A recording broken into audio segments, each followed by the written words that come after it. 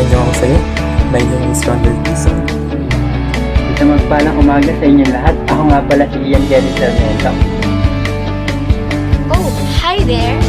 I'm Christine Joy Locambo and today is my big day because I'm going to be interviewed by one of the staff in URS 99 because I'm applying as a teacher there.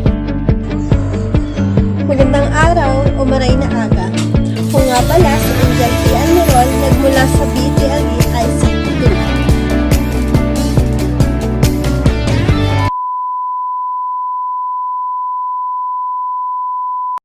The system of free public basic education has long been in existence in the Philippines. Free and compulsory elementary education was established by the Malolos Constitution in 1899, whereas free secondary education was formalized with the enactment of Republic Act No. 6655 in 1988. This Philippines Act declares it is the policy of the state to provide for a free public secondary education to all qualified citizens. The Act stipulates that students enrolled in secondary courses offerings are to be free from payment of tuition and other school fees except fees related to membership in the school community such as identification cards, student organization, and publications.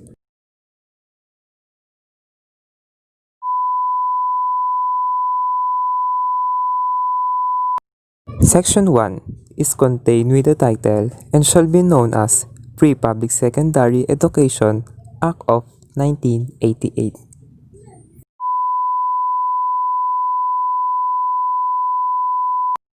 Section 2 is contained of Declaration of Policy, and this policy of the state to provide for a free public secondary education to all qualified citizens and to promote quality education at all levels.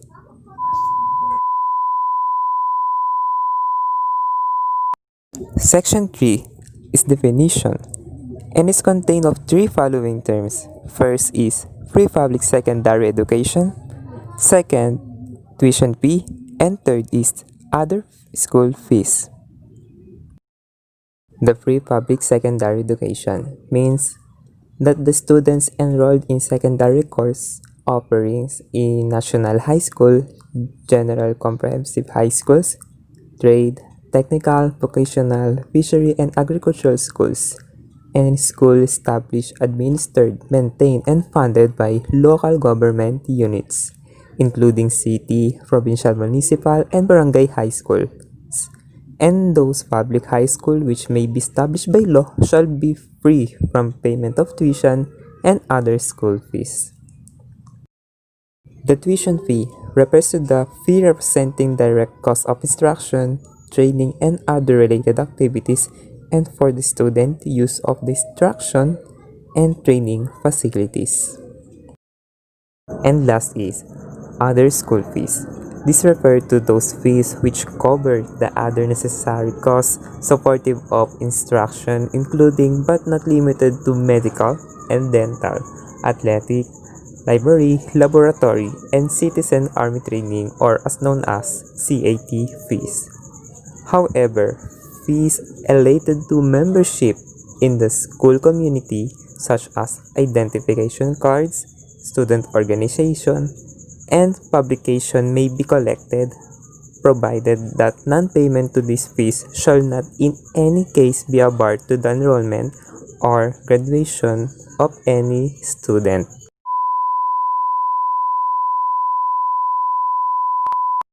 The section for implementation of free public secondary education.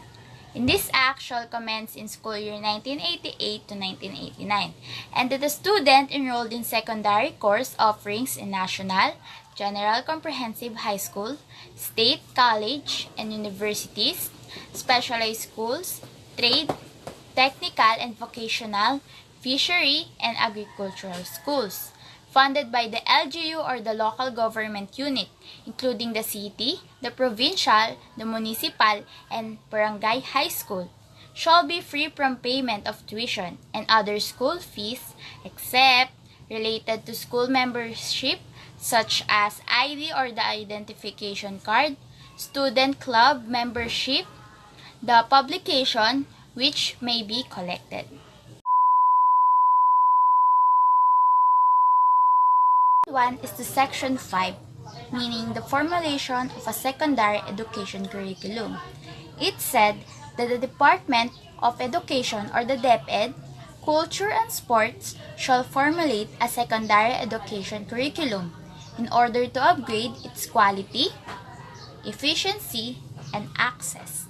So, in addition to providing the high school students with general skills, knowledge, and values, such a curriculum must include a vocational and technical courses that will give students a gainful employment.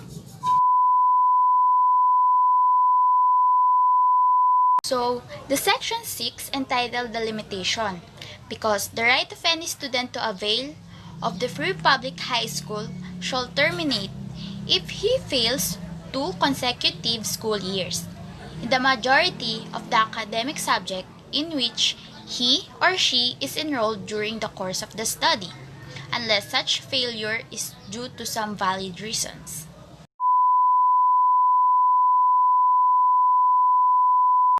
Yeah. Section 7, magdadirect na tayo sa Section 7.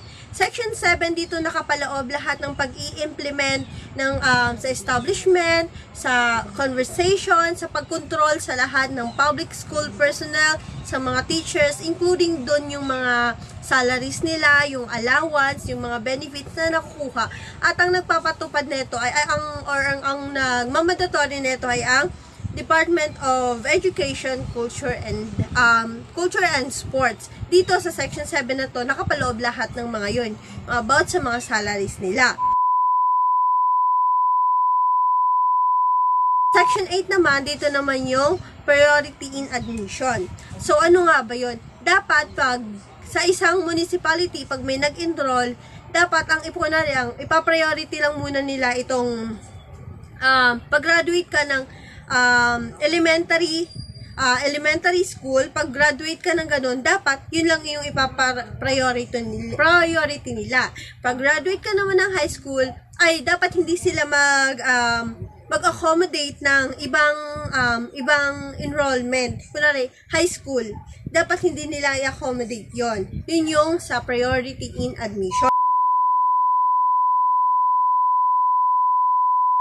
Then, sa Section 9 naman, ano nga ba to? Sa Section 9 naman, dito naman nakapaloob lahat ng rules and regulation that as a educator, as a teacher, dapat alam natin lahat ng rules na dapat nating sundin, lahat ng regulation na ipinapatupad ng lahat ng government, at ito ay manggagaling sa secretary. Lahat ng mangyayari or lahat ng rules na ibibigay dapat manggagaling sa secretary na nakapaloob din sa Department of Education, Culture and Sport. Section 10, Funding. Funding. The President is hereby authorized to reassign or transfer of any item appreciation within the Department of Education, Culture, or Sports, and utilize any savings within to carry out the purpose of this act. Whatever additional amount as may be needed for this, its implementation should be included in the General Appreciation Act for the ensuing fiscal year. Sinasabi dito na binigyan ng ating Pangulo ng pahintulot ang Department of Education, Sports at Culture upang gamitin ang pondo upang mapaayos ang kanilang mga sektor. At sinasabi rin dito upang mapanatili ang sapat na pondo ng ating pamahalaan. Ito talaga ang kahalagahan o purpose ng section na ito. At ang anumang pangkalahatang panggastos ay maisasama panigurado sa taon ng pananalapi. Magbibigay po ako ng example ng ganito po. Example po, pag gusto po ng Supreme Council ng URS po na magkaroon po ng malaking project po yung sa school po. Kailangan po may approval ng presidente o yung mga director po para mabigyan po sila ng sapat na pera, pondo o mga kagamitan upang sa upang magamit sa paggagawa ng malaking project na ito.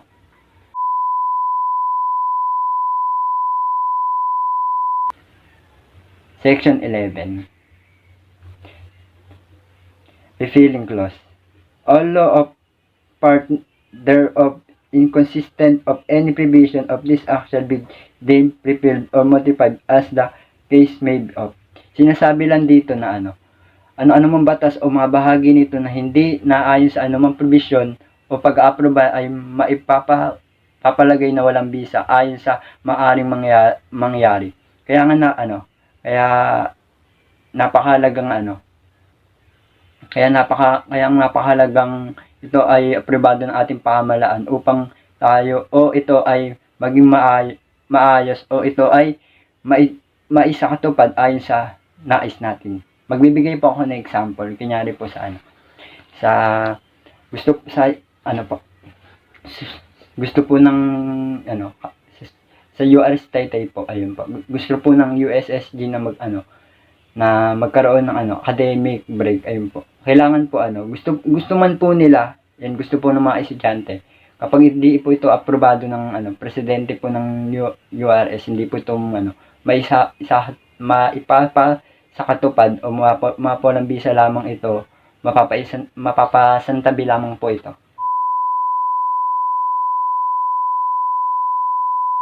Yung section 12 naman po.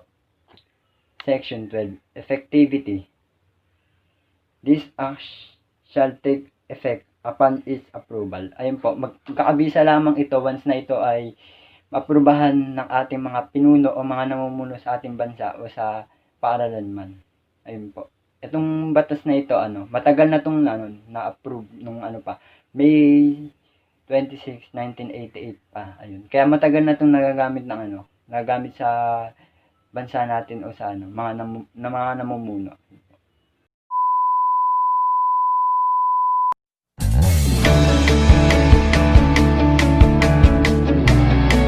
Sana po may natutunan po kayo. Maraming salamat. So that's the question they're going to ask me later. So I think I'm ready for my interview. So wish me luck and bye-bye. 감사합니다. I hope you learned a lot from us and bye-bye. 지금부터 시작해봐 앞을 달려 running running 세상에 소리쳐 막다른 길을